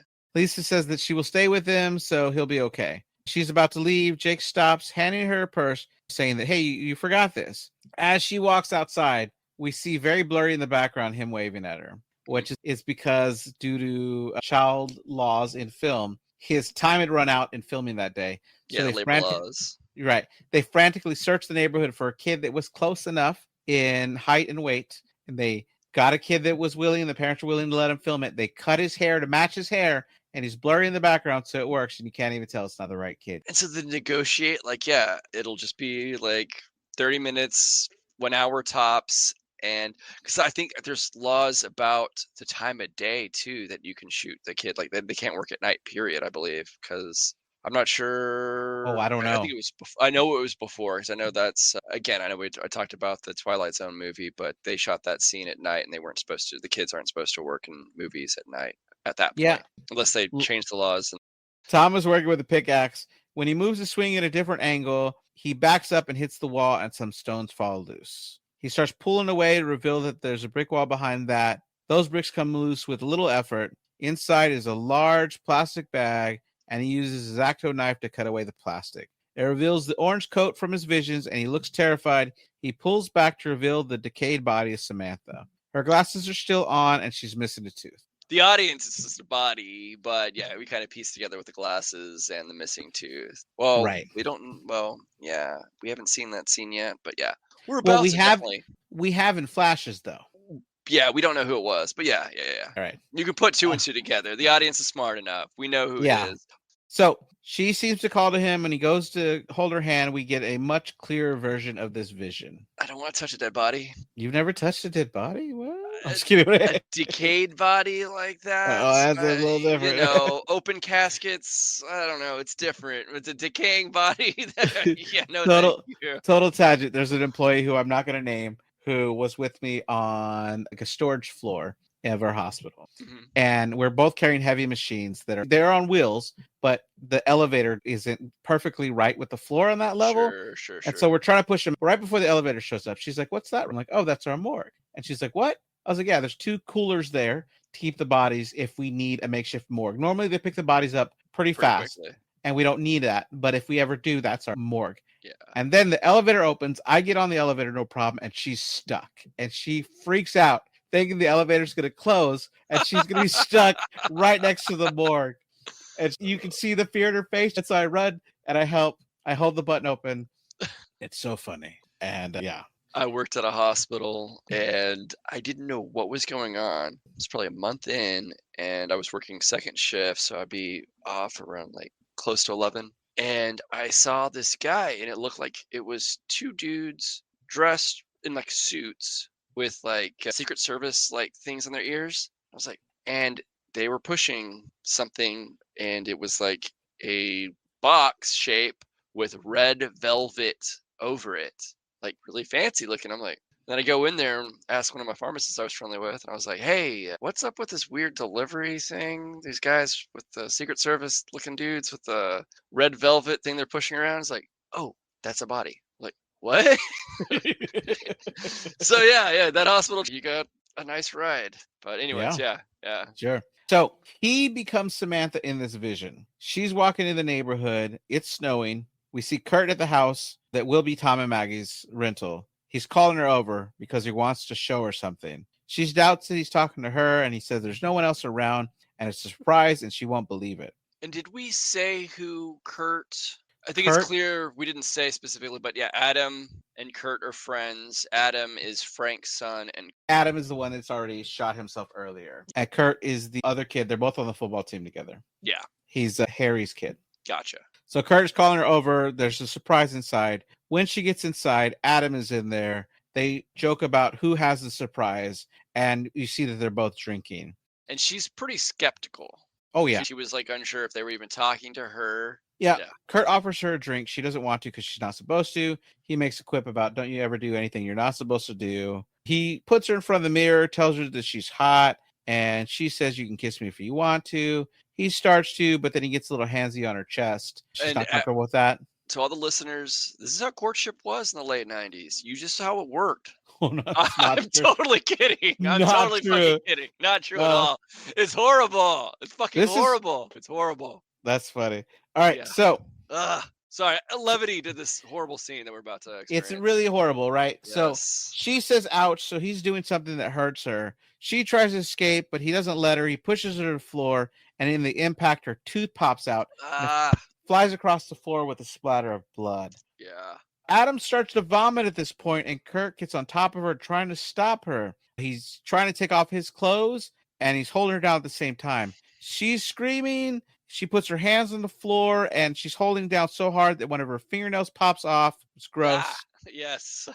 Kurt yells that we need to quiet her. He's putting his hands over her mouth, and she bites him. Samantha pulls some of Kurt's hair off, and Adam yells to make her stop screaming. And in an effort to cover the noise, he plays Paint It Black, which was originally by the Rolling Stones, but in this version was played by Gob. Yes. Kurt tells Adam to get something to cover her face, telling her to shut up. Adam comes over with plastic off the wall, places it over her face, and our vision gets distorted by the plastic. Yeah. We see Tom let out a breath as he's experiencing her dying, and we see her hand fall to the floor with some of Kurt's hair between her fingers. She sees the 2 boys as her fading vision, Kurt blaming Adam for the death. Adam is freaking out. Kurt seems more fascinated with the dead body and makes sure to point it out that plastic was Adam's bad idea. And the last thing we hear Adam asking is, what do we do now? The fact that Kurt is an asshole and all of this is obviously bad. Yeah. He's blaming Adam like it was all Adam's fault. That's probably why Adam shot himself. Yeah. I Which, mean, we can speculate. It's just all fucking bad, and we'll learn. Yeah, there's probably other pressures as well, as we'll soon find out. But yeah, it's just, it's all fucking bad. It's bad. Yeah, it is bad. And so it's like, okay, Lenny, the person using the R word. Yep. Now, he was saying that. Do you think there was any reason? Is this character, Samantha, supposed to be maybe a little maturity level less than her age? or something? Like, Maybe. okay, Maybe. because I I think was. It does not explicitly said, but I mean, just he's calling her that, and like, is I there thought any she was just precedence to it? socially awkward. Like she Sure, might have sure. You could just definitely read been it that way as well. Yeah. right. I like she just maybe she was a geek in school or nerd and she just didn't hang out with the cool kids and so she was just really quiet, I guess. But I never thought of her Yeah. as special in any I regards. didn't. I only bring it up just because he says that, and there's two scenes where he says that. It's just like, okay, wait, Yeah. maybe. And yeah, it's like I don't know. Yeah, I don't He know, also man. he also spreads rumors that she ran away with a man and like Yeah, he is there's like no kind of reason for it. the neighborhood crank. That's just making up shit, I guess. You're right. Right. We see Tom ascending the floor through the ladder, and then we cut to the window where we see Kurt is looking into the basement. So Kurt sees what's going on Yeah, from the outside in the basement. Yeah. and he runs off. We see Tom arrive at Frank and Sheila's. We see a bunch of candles and cards left for Adam. He knocks on the door, and Frank answers, interestingly, wearing the same red turtleneck shirt from earlier in the dream. Tom asks how Adam is, and Frank tells him that he might make it, he might not. He says that Sheila's at the hospital and he was about to go over there as well. Tom tells him he's sorry, and he says that he thinks he knows why Adam shot himself, and he has to make a call to the police. And he says he doesn't want Frank to hear about it from the police, and he doesn't want Sheila to read about it in the paper. Frank asks him what he's talking about, and Tom tells him to come with him. Frank says, wait a second, and goes inside. Frank grabs a coat but doesn't wear it, Weird. and which is weird because it's raining. It is raining. Yeah, yeah. And they walk back to Tom's. Frank says this better be important, and we see across the street that a light comes on. Yeah, we'll learn who lives in that house. I don't know if we already know. Yeah, but I mean, we assume that it's Kurt since we saw him run off, Yeah, right? yeah. And his That's dad, where Harry. Kurt and Harry live. Yeah, Right, and Harry, the owner of the house. right. We see that Maggie is stopped by a red light, and this is, I think, just to remind the audience that she's still on her way, so don't forget. We cut to Tom and Frank in the basement. Frank's asking how he found it. Tom says it doesn't matter. Frank tries to convince him that he's just going to sound crazy because he has no evidence, although I think a dead body is in itself evidence. Yeah, he doesn't know. You have the body, but you don't know. You don't have any proof to link it to anybody. I think is what he meant, right? Right. But then he points out that there's some hair in their hand. Yeah. So When Tom says he's going to call the police, Frank comes clean about already knowing about it and explains that it was an accident. yeah, which part? The rape or the murder? Like what? Right. Fuck. So he says that the boys came to him when she was already dead. Then he pulls out a gun, asking what they were supposed to do, send their own kids to jail for the rest of their lives. Yes. Maybe you're lucky and it's a psychiatric jail or some sort, I guess. I don't know. Yeah. Tom asks Frank who he is planning to shoot with the gun. Frank tells him to leave. Tom tells him they could just talk about it. Then Frank says he's been living with this for 6 months. Then he screams 6 months, asking what one thing Tom could say to make any bit of difference at this point. Is the point. Frank yells for him to get out. And when Tom says he isn't leaving, he's interrupted by Frank firing a warning shot. And Tom runs out, making it to the kitchen when he hears another shot. Maybe Frank has just kind of always been this horn dog type of dude, or maybe it's something that develops dealing with this. What his son did. I don't know. Yeah. He turns to look back, but then there's a knock at the door. Tom opens to see that it's Harry and Kurt there. Harry asks if he has a minute, and Tom says no. Harry says it's important. Tom still says no, but he uses the rain excuse to just barge in. Once inside, Harry tells Kurt to close the door. He wasn't raised in a barn. Harry then says we have a big problem because the floor's all destroyed. And since Tom is renting, better have that good security deposit in there if you're charging your tenants, because that's right. a lot of damage. Right. Harry tosses some alcohol to his son and tells him to drink up, I guess preparing him for what they're about to do. Yeah, odd though. Like, what are they about to do? Like, this is right. super. Let's drink before we do something. Indeed. Yeah. Tom says that he's going to fix everything and that he was just trying to fix the water main because it was leaking like a son of a bitch. He tells him he couldn't get to it from under the house, then changes that to mean that he couldn't get under the house to get to that. And I think that's a reference because in the book, the body is actually under the house. Yes. Harry acts concerned, asking if there's a lot of water damage. Then Tom says there's some. Then he says the water main doesn't run under the house. And he says, well, I know that now. like, yeah. Which is kind of funny. Yeah. And you see that Tom gets the keys from the desk, the house keys, and he puts a key between each of his fingers. So he now has like blades in his fist, like Yeah, I which didn't know can if it be was like used as a word keys, but weapon. yeah, it's a lot of keys on a keychain. It's Right. probably like 20 something keys on there. That's when Tom sees Harry pull out a gun from the other pocket. He grabs the lamp to hit Harry with. Kurt grabs a fire poker and hits Tom with it, and then kicks him while he's down. And I thought some of these were references to the book For because sure. The fire poker definitely is. right. And when Phil's hypnotizing Tom, he says if he doesn't behave, Phil can hit him over the head with a lamp. Okay. So both of Okay. those kind of seem like references. If Yeah. that second one very loosely, I don't know. Harry instructs Kurt to get Tom onto the rug and pulls the pillow out, and he's ready to shoot him in the head to muffle the sound. Do you think it would muffle the sound? I've never shot a gun next to a pillow, Yeah, but I guess not. it would definitely. I always thought it was like when they do that was to keep The from blood getting splatter. blood splatter on yourself Okay, that makes and sense. the rest of the room. But Yeah. yeah. That's when we hear a car horn honk, which stops them. We cut to Maggie, who's outside, ready to pick up Tom. After a few more sets of honks, she turns off the car and gets her keys to go inside.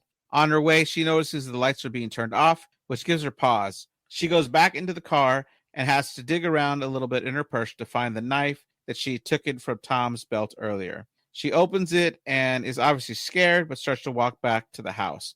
On her way, more lights turn off. Inside, she calls for Tom and attempts lights, but it doesn't come on. She tries another and then a lamp, which does come on. That's when she is grabbed by Harry, who throws her to the floor and points the gun at her. Tom punches Kurt in the face with the keys, and Maggie stabs Harry in the foot with a knife. Harry pulls the trigger but misses everyone, and Kurt gets up trying to attack Tom with the fire poker again. That's when Kurt is shot 3 times, followed by us seeing Frank with his gun, who turns on Harry, and he also shoots him 3 times. Okay, the gun that Frank has, It's a you look that up? six-shooter. It's a It is a six-shooter. six-shooter. So then he would have put in 2 more 2 more bullets. Yeah. Okay. I was wondering He had about to. that. Yeah. Yeah. We see a bullet go through the ceiling past Tom's electric guitar. Whew, the electric guitar is safe. And then through a pillow, which sends up feathers flying everywhere. Yeah, I didn't mention this, but yeah, you see him with the guitar and the amp, and I have that PB amp. Oh, nice. We see Frank drop the gun and says a slightly different line. They were going to kill you, Tommy. You and Maggie both. Yep. He walks outside. Tom checks to see if Maggie's okay. She is. Frank sits outside. Just like the dream, when Tommy and Maggie come outside, he says, cold-blooded murder. You can't let something like that happen. Not here. This is a decent neighborhood. Decent for who? Clearly wasn't decent for Samantha. Sure. Tom looks back to see Samantha in the living room. And It's not The Spotlight by Beth Orton. Plays. Okay, thank you. Yeah. She's now on the sidewalk, puts her glasses on, smiling. She goes a little further. She puts on her jacket, turns and walks away. When she walks into the street, it looks like a car is going to go by that would hit her, but then she fades and disappears. I mean, she's a ghost, so. Right. Apparently, that was Kevin Bacon's idea. The director's like, that's a good idea. Yeah. We cut to a funeral later where it's the Kozaks who are finally getting closure by having a funeral for Samantha. We see Maggie and Tom working hard to move their stuff into a U-Haul. We have a moment where they're holding each other's arms as they pass by, ending with the fingertips touching. And then we transition to them driving. It's raining again, and Tom moves the rearview mirror to look at Jake. Jake is looking at all the houses they pass by when we hear that Jake can hear ghosts whispering from every single one of those houses. They start to grow louder. A woman starts to call him by name, and he starts to cover his ears, and we fade to black. Hello by Poe plays, and the only character we get to see again in the sequel is Jake, even though it's a little minor appearance. I hope they took Jake to go hang out with Neil after that, because, yeah, I can only imagine as a child not being able to control that. Jesus. Yeah, I would say the sequel's really bad. It's a direct-to-video. It's Rob Lowe. I like Rob Lowe. It got good at the end, but the effects are all really bad, and I really don't like what they did with Jake. We've covered a couple of indie horror films that have a much smaller budget. You don't need a big budget to make a good scary movie. And I don't know why, like the CGI stuff, if you don't have the money to get the good stuff, it looks so dated. And it does. You just could go with the practical effects. It stands the test of time, in my opinion. Right. All right. So the book by Richard Matheson. Let's talk about the book. Let's talk about the book. So from movie to book, Maggie is Anne. Sheila is Elizabeth, Jake is Richard, and Debbie is Dorothy. Yeah. And as we did say, the book was written in 1957. And on my book, on the cover, Stephen King is quoted. The author who influenced me the most as a writer was Richard Matheson. That's pretty cool. Yeah. But those are pretty much only the corollaries for the characters. There's other people in the neighborhood, but what is going on is slightly different. Yeah. There are no Kurt and Adam. Other people in the neighborhood are his coworker Frank and his wife Elizabeth. So wait, I mean, do you think Elizabeth is Sheila's? But yeah, they're definitely very different, big time different. And then you have the owners of the house, the Sentas. Yeah, a big difference is that the book takes place in the late 1950s, I believe. Right. And the biggest clue for me, that I had to look it up, even though you mentioned that like they noticed the car, a like car, a model car, yeah, right, coupe. is that the babysitter costs 50 cents an hour. That's also a good sign, yeah. I had to look it up. I was like, wait, when is this book written? Like, what the heck? And as you mentioned, they're sending letters across to each other. I don't even know when did long distance and how much did long distance cost back in that time, if it even existed. Right. But anyways, back to the book. Instead of Lisa, it's her brother Phil who hypnotizes Tom. Yeah, who's a college university student at Berkeley, I believe, in psychology. Tom seems to be able to know the underlying motives of people, kind of reading their mind. When one person's flirting with them, like she's play flirting, but he could tell that she's not play flirting. Yeah, I picked up on that too. Yeah. Yeah. He knows to like pick up groceries without being told. Yeah, exactly. This babysitter. She has nothing to do with the death that they are uncovering here. Mm-hmm. But she does seem to kidnap Richard, though there doesn't seem to be a real reason behind it. She might be depressed. Her family's broken up. We're not really sure. Yeah. Again, it's written in the 1950s, so the outlook on broken homes, I'm sure, was very different. As we see some characters that probably should get a divorce don't. Right.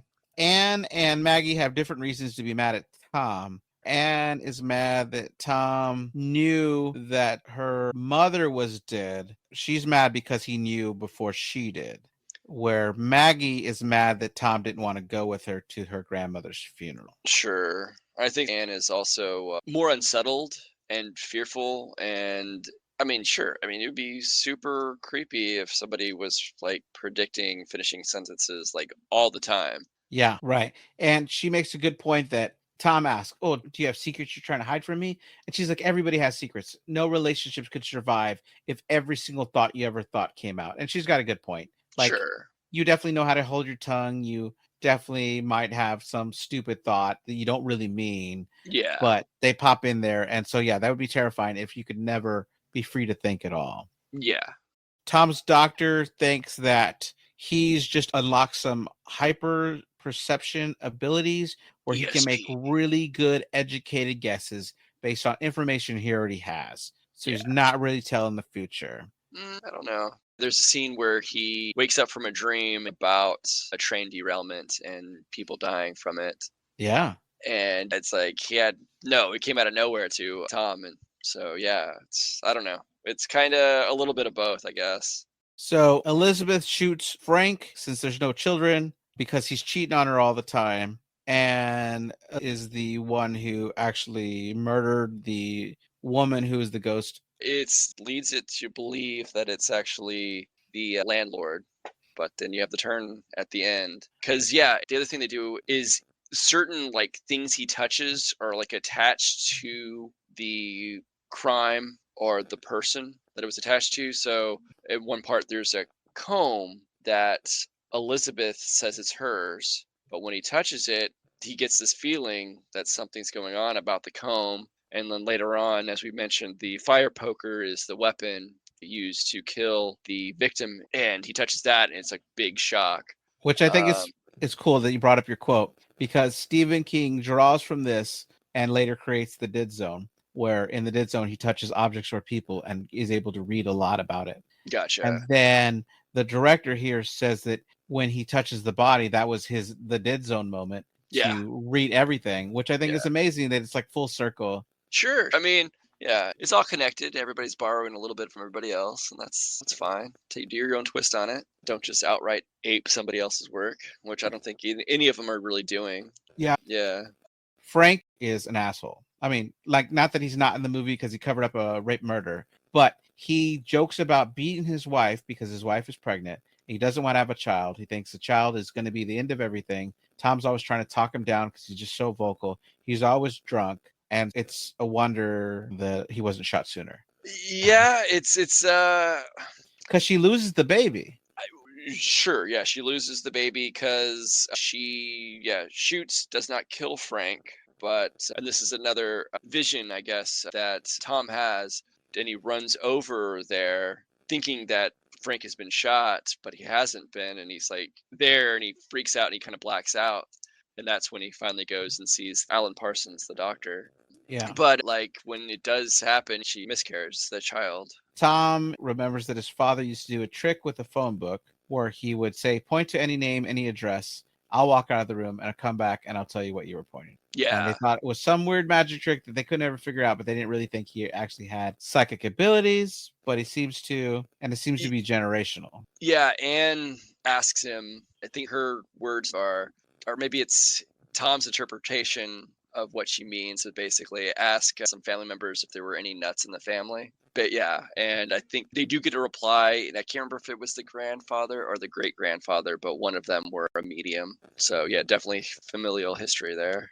Richard speaks to Mr. Santis with Mr. Santis' sister-in-law's voice, who is the victim. Yes. And apparently she was very promiscuous, slept around with a lot of people, which earned her a lot of enemies. So Mr. Santis thinks that Tom is just trying to blackmail him, not believing that she's really dead, but that he knows that they were having an affair. Mm-hmm. And then when that twist happens, that you find out that it was Elizabeth that really shot the Santis' sister-in-law. Then, yeah. But that's why. So, okay, that was the one thing I was thinking about, and I'll discuss here. So, in the final chapters, when the climax happens and you figure out who did the deed, Elizabeth in the bedroom with the fire poker, wouldn't there have been so much blood splatter? Did Elizabeth just stay in the house and clean up the house? Or did Mr. Census know that she was gone? Like, I think that he found the next morning that she was gone, there was a letter left. So if she took the time to write this letter,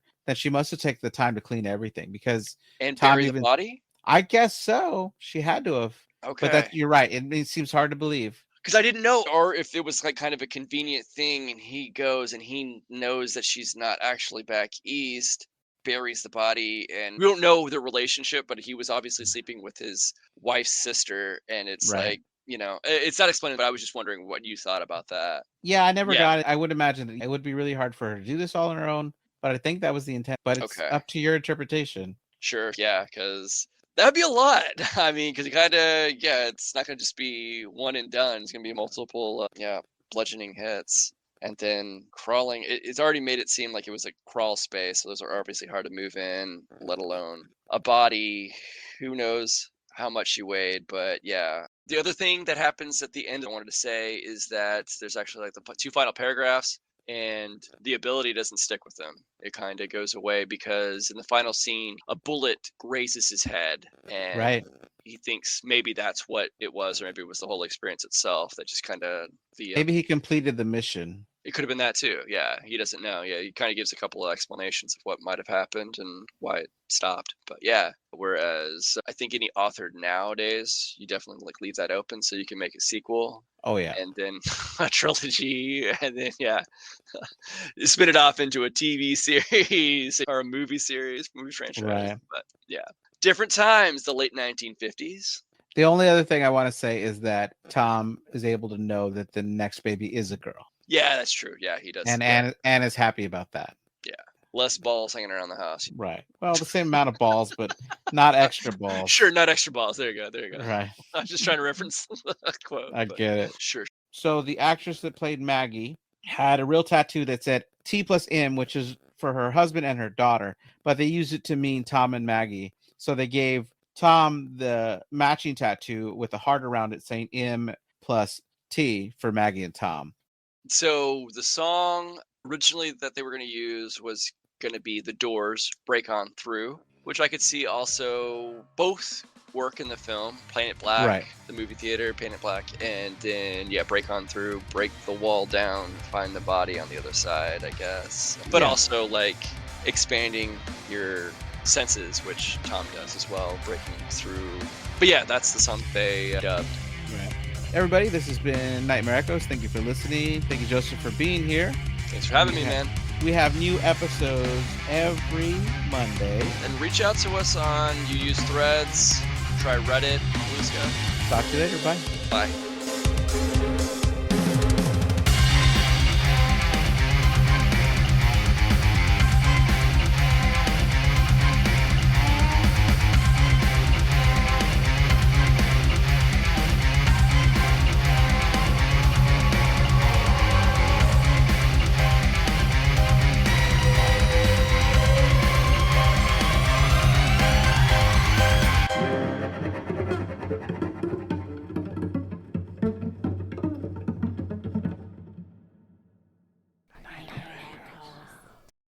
So we cut to Frank and Sheila.